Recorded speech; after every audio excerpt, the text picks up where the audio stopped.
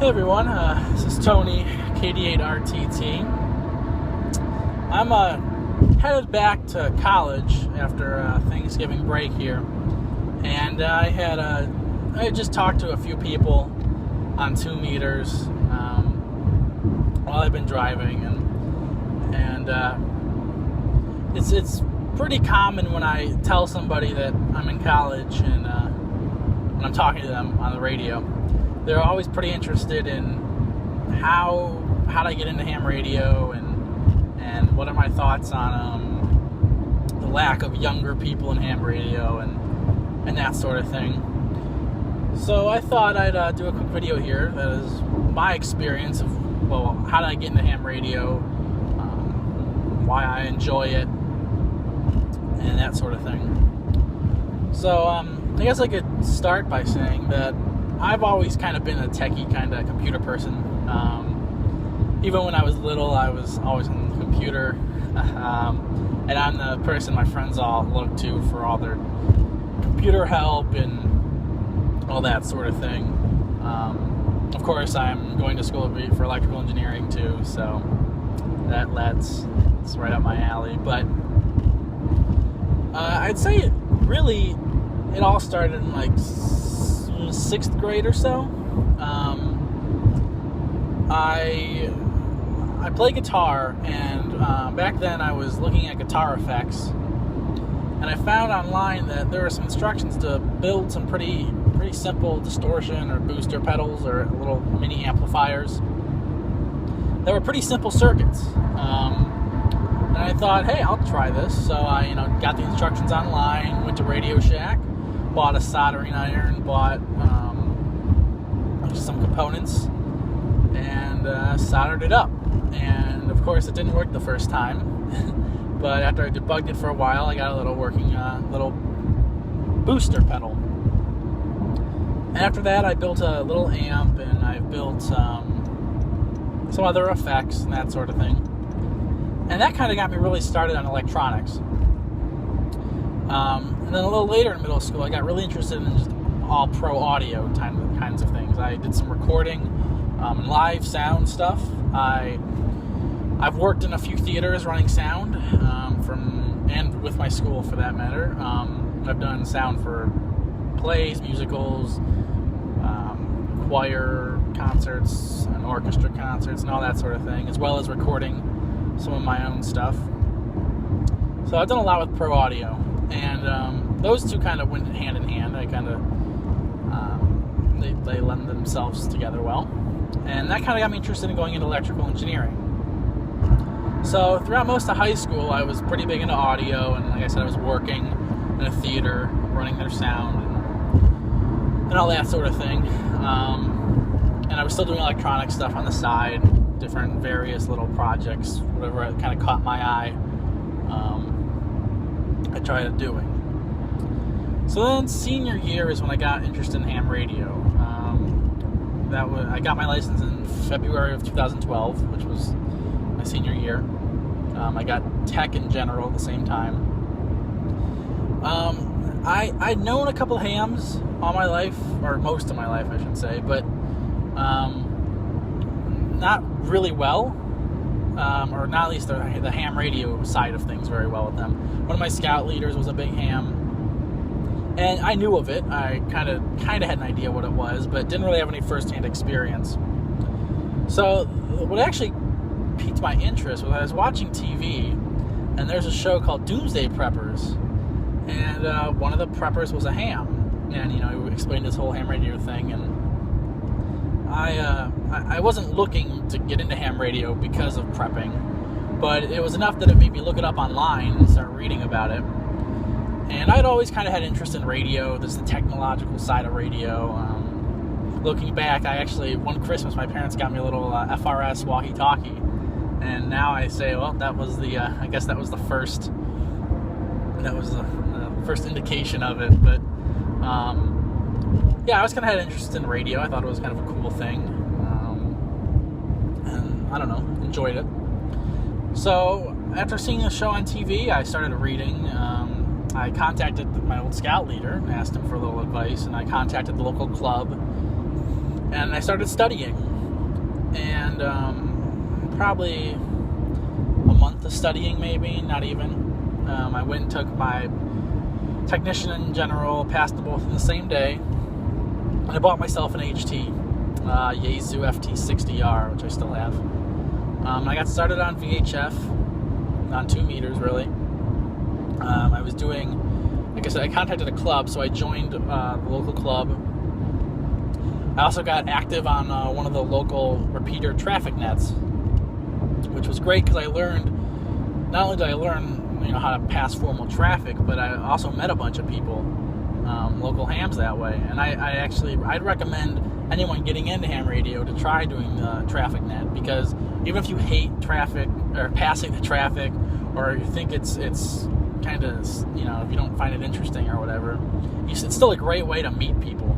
And I met a few people there, and they helped me out, so it was nice. But pretty quickly, I was doing that most nights a week. I was checking into the net because it was a nightly net, and it was cool and all, and I enjoyed it. But I knew there was more. Obviously, I didn't have an HF radio. So a few months later, I pooled some of my money. I think I borrowed a little bit from my parents even, and bought myself a Yaesu FT450D, which does HF and 6 meters. And I got that, and I got a. Well, actually, I should say before I bought that, I actually from the club met a ham who let me come over, play with his radios, and just try out HF, which was really cool. And he gave me a little advice, and he said probably should maybe try 20 meters as my first antenna, because I live in a place where I can't put an antenna outside, or not supposed to.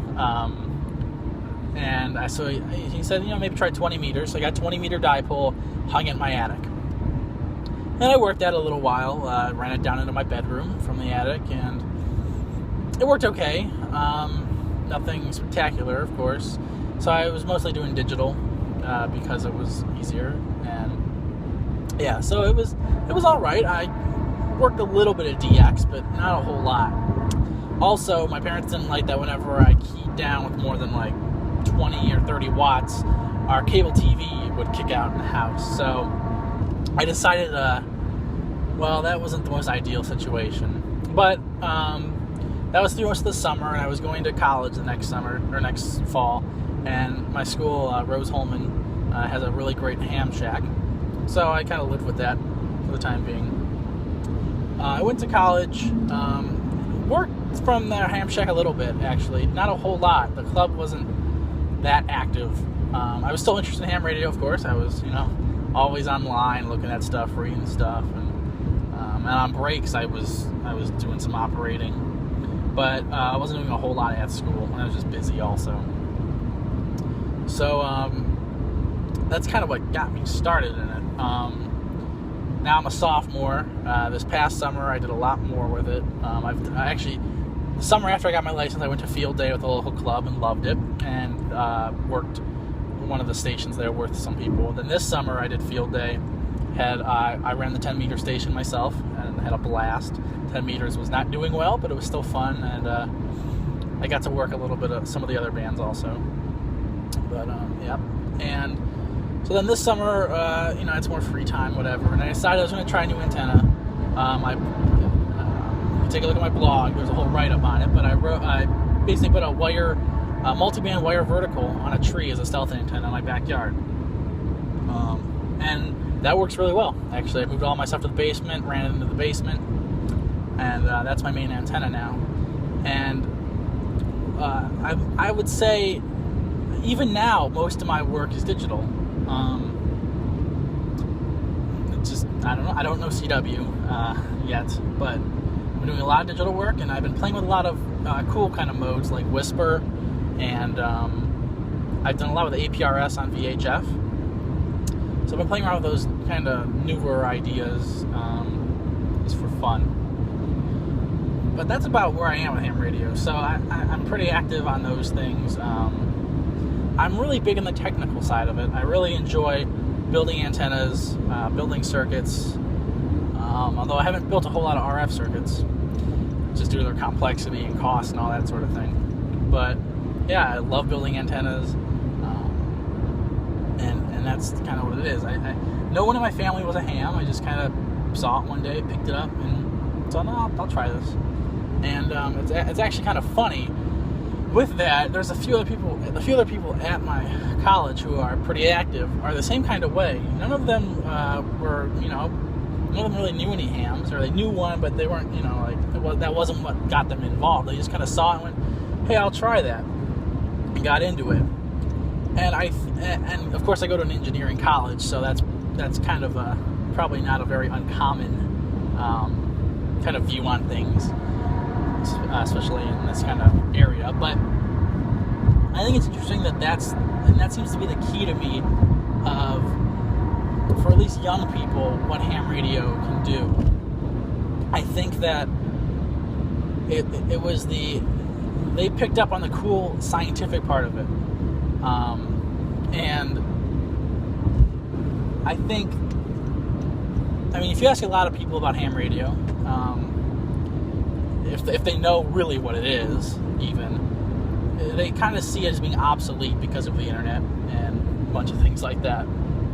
And in some ways, the internet can be, it's a little more, it's more reliable, really, for international communications. Even you don't have to depend on band conditions and how things. Of course, it doesn't have, it needs infrastructure. Of course, that's its downfall. But there are definitely reasons why the internet could be better for the same kind of communications. And I think the problem lies within the fact that people see it as strictly just a communication thing. Now, obviously, radio, that's what we're doing. We're communicating. But I think a lot of, it's been radio amateurs have been interested in enthusiasts of radio for the purpose of radio. Now, some people like to rag tune, some people don't. I think if we want to keep it modern and applicable today, for younger people especially, and get more of them in the hobby, we need to promote the scientific part of it. Like I said, a lot of people don't think it's that impressive because of the internet. But the people who do, I can speak for myself in this, I still love chasing that DX contact because I understand how, cool it is that this wire is radiating RF that's bouncing through the atmosphere to get to this place. And I think and I'm really big on the technical side of things. That's the part of ham radio I love. I love the experimentation, the building, and of course I like meeting new people. But I think if we push ham radio more as a scientific hobby, that it'll be good for younger people. It'll get more younger people involved. If we introduce it as a way of promoting science, of doing cool scientific things, technology, what it can do, that'll be better than how it's kind of presented now is mostly the stereotypical old guy talking to people from his basement or MCOM. And I think both those things definitely have a place in ham radio. We communicate on it for the purpose of talking is fine, of course, and MCOM definitely has its place. It's very important. But I think those aren't going to build this hobby back up to what it was years ago. So I think in certain regards we're in the right direction. I think eliminating code was a great idea. But I think that there's a lot of old attitudes of what ham radio used to be that are preventing it. Ham radio, like anything, needs to evolve with the times, and it's always been about the technology, or it's usually been around the technology and science from way back when, but it just doesn't seem as cutting edge, and we need to promote the aspects of it that are, because there are cool things that are cutting edge in ham radio, and if we can promote that and make it so younger people can appreciate it, I think that's the key. I know that there's plenty of people I know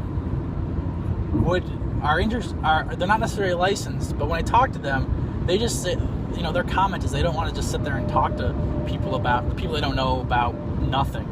And it's sad that that's the image that ham radio only portrays, because there's so much more to it, and there really is a wide array of things you can do with it.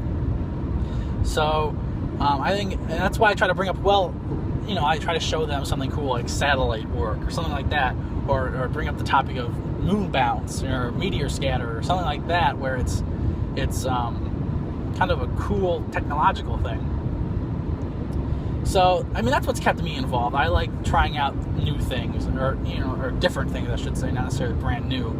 But, like, you know, I've done the APRS kind of thing. Like I said, I did Whisper, WSPR. I do a lot of digital.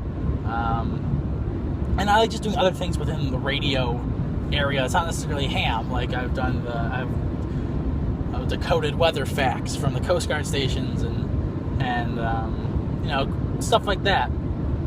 So I think if we need to change the image ham radio has, but just by keeping it modern, not being afraid to evolve a bit with the times.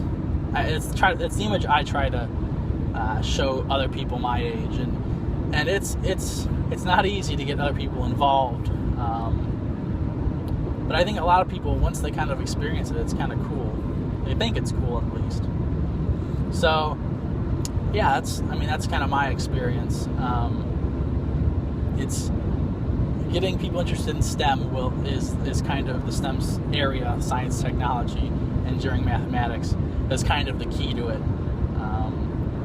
Because there's plenty of other scientific type things that kids and teenagers and even young adults in their 20s, whatever, are interested in. And I really think ham radio is not any different than those. It's just never been presented in a way, or not never, but it's not often presented in the same sort of way. So yep, that's about my thoughts on it. Feel free to comment or whatever. Send me a message if you agree, disagree, what your thoughts are. Check out my blog, www.tonymilluzzi, that's MILLUZZI.com. It's a blog about ham radio, electronics, it's a bunch of cool, whatever kind of things I think are cool. So check that out. Check out my other videos on the channel. Like I said, I've done stuff with Whisper and APRS, and I have some videos on there about how to do that. But, yep, so thanks for watching, and 73.